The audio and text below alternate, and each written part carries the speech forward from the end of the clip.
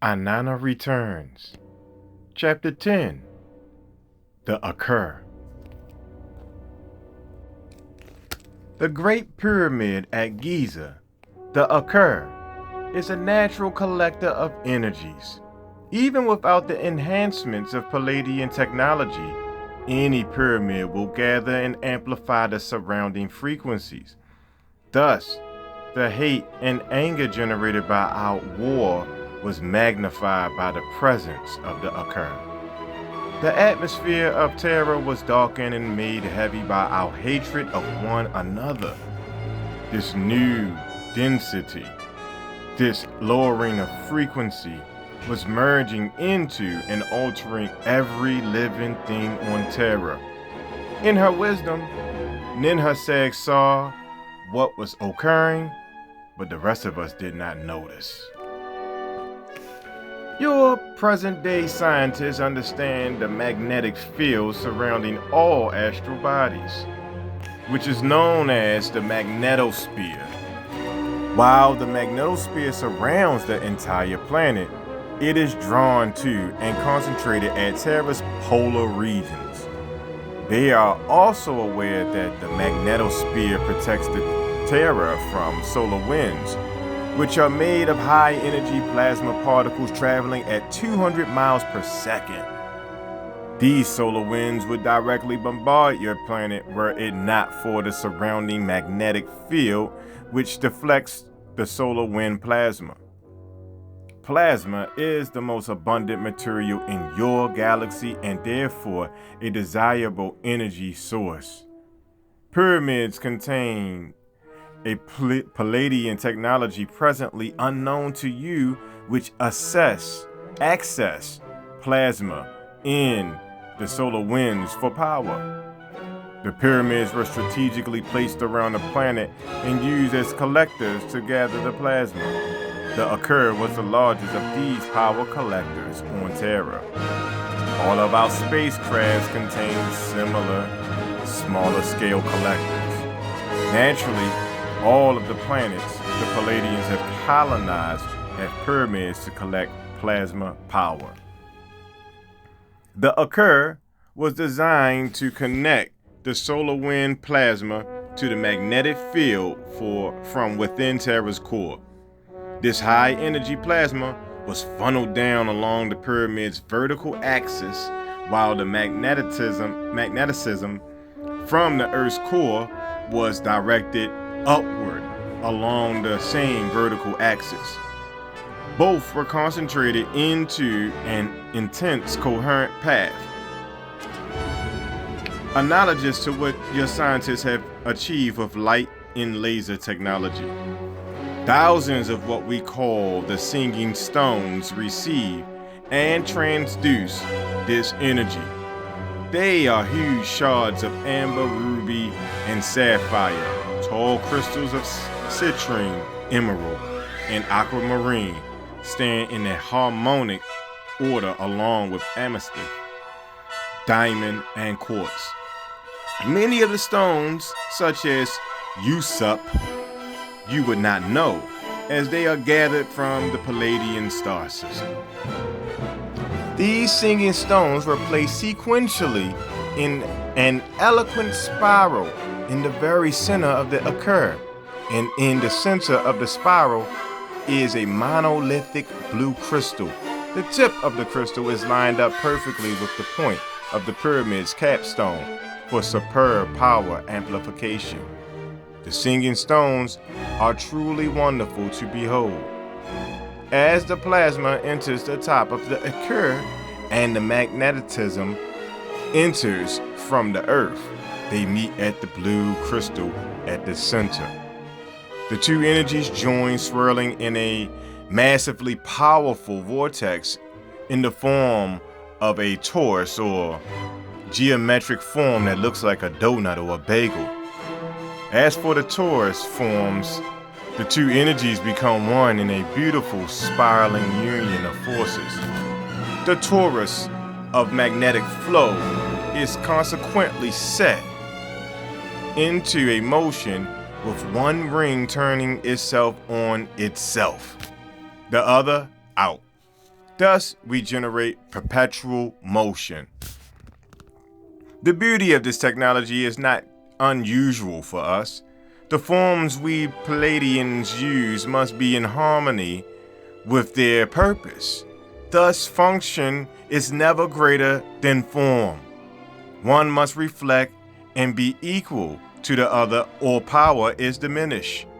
Our spacecraft and our cities are also the most perfectly elegant beauty. I am aware that there is a debate as to whether the outer covering of the Ekur was alabaster, white, or turquoise. It was both. In a period of 300,000 years, we experimented with different coverings to see which one would generate the most power. But the capstone was always gold because gold is such an excellent transducer. After the peace agreements had been sworn, Ninurta was authorized to dismantle all of the weapons systems in the Ekur, only leaving enough power to regulate weather patterns and a few communication instruments. I followed him into the Great Pyramid. As Ninurta dismantled the singing stones, I asked for a few emeralds. Ninurta forbade me sanctimoniously, pointing out that all of the stones had to be transferred to the new power center at Heliopolis, the domain of Enlil. Ninurta, always rigid and unbending, lived in the shadow of my father Nannar. They were both Enlil's sons, but my father Nannar is so charming and handsome, so naturally gifted, that it was obvious that Enlil preferred my father to Ninurta. Ninurta could only hope that if he continued to faithfully perform his duties, he might win Enlil's approval. Thus, Ninurta was very thorough and not much fun. Duty and integrity are wonderful qualities, but Ninurta had no sense of humor. Enlil is rigid in his adherence to Naburian authority, and once Enlil had made a law on Terra, he followed it to the last letter. His brother Anki is more flexible, more imaginative.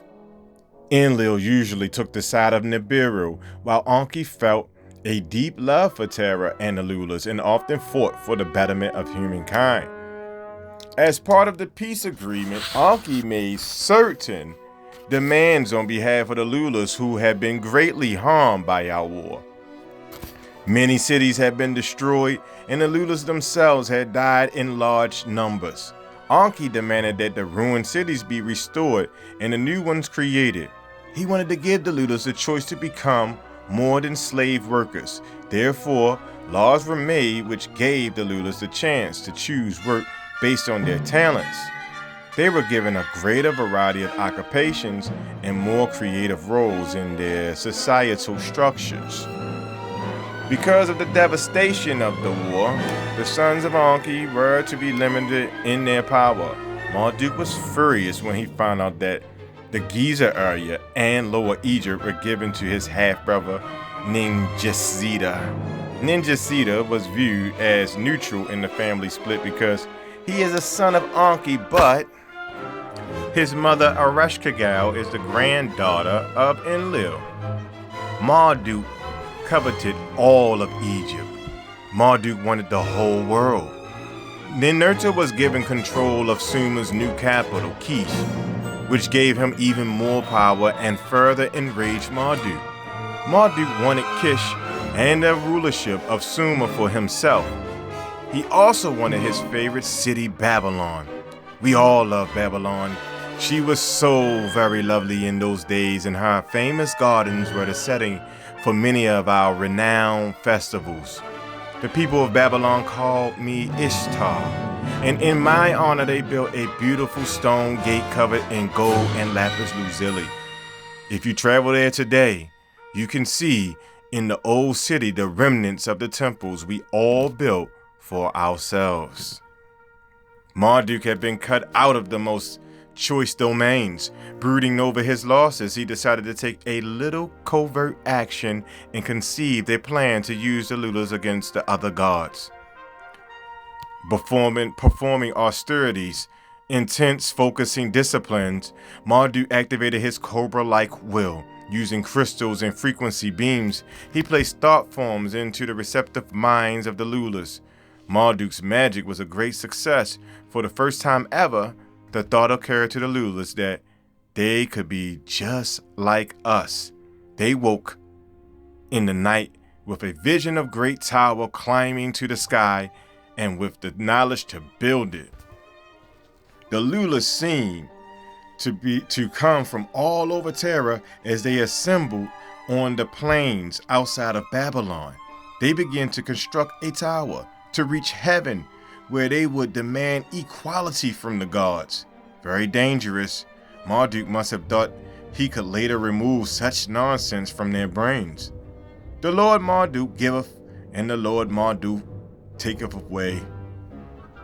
In those times, the Lula required only a very simple language because their vocabulary was very limited to what was necessary for performing menial tasks and taking orders. Complex concepts did not often enter their speech, but they still possessed remnants of their original telepathic abilities from time of their harmony with Terra's animals.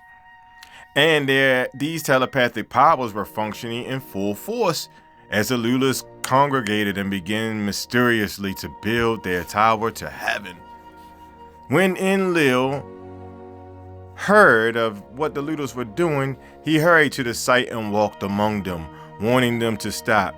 He told them this act was against the will of their creators and they must stop or they would be punished. To Enlil's amazement, they ignored him. It was as if they never even seen or heard him. Enlil's heart sickened. Only a god could perform this magic. The only god he could imagine who was capable of doing such a thing was the scorned son of Enki, Marduk. Enlil knew he would have to take drastic measures and generate a force field greater than Marduk's. Enlil destroyed the Tower of Babel with one particle beam. The Lulas never knew what hit them. Most died. Those who were unfortunate enough to live experienced the agonies of radiation sickness. Plus, their memories were gone, wiped clean. Lulas staggered aimlessly, wondering where to go or where they had come from. It was a pitiful sight. Each Lula began to feel an invisible wall, a separatedness growing around his and her being all across Terra. Cities and villages were inundated by Enlil's frequencies of separation. And from that time on, all the humans were encouraged to emphasize and develop their differences. New languages were created for each region. Races began to denigrate other races, and people were taught to fear each other. The Lulas learned to hate, and they began to fight amongst themselves. To add to the confusion, each god was given many different names. Men fought over whose god was the true god, when often it was the same god, only named differently. I myself became Ishtar, Venus, Hathor, Aphrodite, Lakshmi, Rhiannon, and countless more. Dissension among the Lulas was fomented. Never again would your ancestors be allowed to unite against us, and never again would the human species remember that they had all come from the same source, a wild creature from Terra and my great aunt Nin. My last experience with the Ekur concerns me and Marduk. You may remember that when my husband Dumuzi was killed, it was Marduk who was behind it. It was true that before and after the war, I had my heart set on ruling Egypt, and Dumuzi was too weak to take it from his brothers alone. Egypt was so rich, and with my help and encouragement, Egypt could have been Dumuzi's, and I would have been her queen. I never liked being around Marduk. His need to control everyone was so unpleasant. Even his appearance repelled me. His cruel, majestic beauty was designed solely to generate fear. After Dumuzi's death, there was an inquiry. Marduk claimed that even though he had given the order to stop Dumuzi's escape, the murder had been an unfortunate accident, the result of overzealous troops. During the war, I had gained a reputation for courage and mastery of my weapons. Upon hearing Marduk's pathetic excuse for the murder of my husband, I lost all reason. I let it be known that I was out to get Marduk. My reputation as a zealous warrior inspired fear, and Marduk fled into the Ekur. I flew down to the pyramids, dressed in golden armor and brandishing my weapons. I arrogantly commanded Marduk to come out. He ignored me, something I hate, and naturally, I lost my composure, hurling all sorts of abusive curses at Marduk. I raised my plasma beam and began to strike the sides of the Great Pyramid. The very stones of the Ekur began to shake. I was quite a sight, bare-breasted and beautiful as I unleashed my awesome fury. I am passionate. We all made derogatory little jokes about Marduk having his tail removed, so I called him the Great Serpent, as well as other excellent names I won't repeat here. The other gods were getting a little nervous. My brother Utu decided to call Enlil, and knowing that Anu is the only one I ever listened to, Enlil called Anu. A hologram from Anu appeared in the skies over Giza. Anu entreated me, his beloved Innana, to cease and desist from my wrath. Anu knew that Marduk had secreted weapons in the Ekur and did not want his Innana to be harmed. He loves me. Anu advised me to try Marduk in a court of his fellow gods. Okay, I thought. I didn't know how I was going to break into the pyramid anyway, and I was running out of curses. We have never had an actual trial before. Enlil had been banished for raping his future wife, but he was never tried in a courtroom. No one really knew what to do, and no one wanted to judge another god for something they might want to do themselves, because the precedent for punishment could one day fall on them. Since Marduk had someone else kill Dumuzi, was his crime punishable by death? No one was willing to pronounce the death sentence on a member of the family of Anu. It was left to me to take charge, and my adrenaline was still flowing from rattling the pyramid. I conceived the perfect punishments. Seal Marduk in the Ekur, essentially bury him alive, no food and no water. Since no one else wanted to take the initiative, they all agreed to my plan. Marduk was to be buried alive in the Ekur. I was happy. I knew that even without food and water, the energy in the pyramid would keep Marduk alive for quite a while. This assured him a long, drawn-out, ghastly death. I was very pleased with myself. I can be so imaginative, and I have avenged Dumuzi's death. I had avenged Dumuzi's death. But I had grown to hate Marduk, and I wanted him out of my way for good. I was personally present for the ceremonies. They simply pulled levers, and enormous blocks of stone fell into place one upon another, sealing Marduk in his tomb. Well, even Marduk has a mother. She was not pleased with her son's entombment and immediately began to plead with Enki. More pathetic still was Marduk's sister/wife, Sarpanit, parading herself naked in front of the Ekur day and night. She created quite a spectacle, crying and beating the walls with her tiny bleeding hands. A great crowd of rulers gathered to watch, and Enki weakly gave in. He pressured me to relent. We were very friendly, Enki and I. He had, after all, given me the divine MEs, so reluctantly, I agreed to release. I knew it was a mistake, but I couldn't argue with Anki for long, so I gave in with the concession that Marduk make offerings in all my temples to appeal for my mercy. The capstone of the Ekur was removed with powerful concentrated plasma beams, and Marduk was freed. If Marduk and I had disliked each other before, you can well imagine this little incident did not improve our relationship. Perhaps he occasionally woke in the night hearing my blood-curdling screams, "Bury him alive!" He was my enemy now. I knew he would eventually seek revenge, but for the time being, he was put into exile as punishment for the Muzi's murder.